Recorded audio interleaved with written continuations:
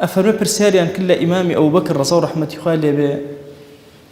آياتك هي ما أرجى آية في القرآن الكريم أميد بخش ترين آيات كتو قرآن خلين بتو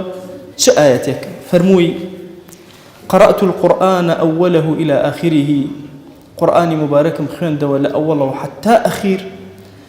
فلم أرى آية أرجى وأحسن من قوله تعالى فرموي هج آياتك نبي نبأ أندازي أم آياتا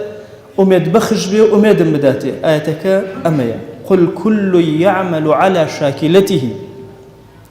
هركستان لسر صفاتي خوي لسر طبيعتي خوي لسر أخلاقي خوي لسر أما كار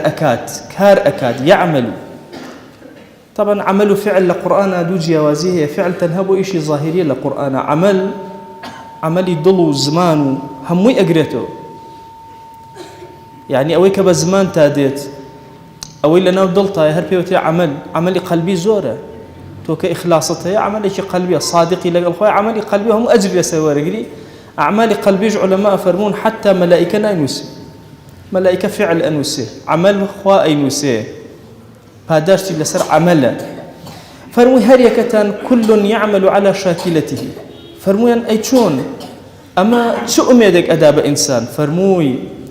لا يشاكل بالعبد إلا العصيان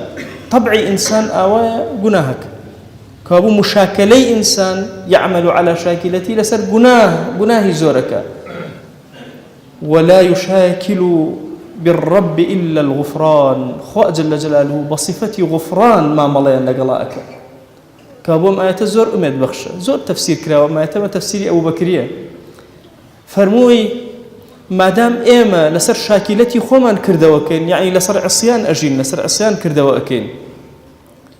أي خوا جل جلاله شون ما ملا لقل أمهم عصيان وجناه كاري وخجالة باري إيما أكاب غفران ولي خوشبوني ولي بردي أما أميدك زور قورم أداتي أميد أداب في أمتي في غمر صلى الله عليه وآله وسلم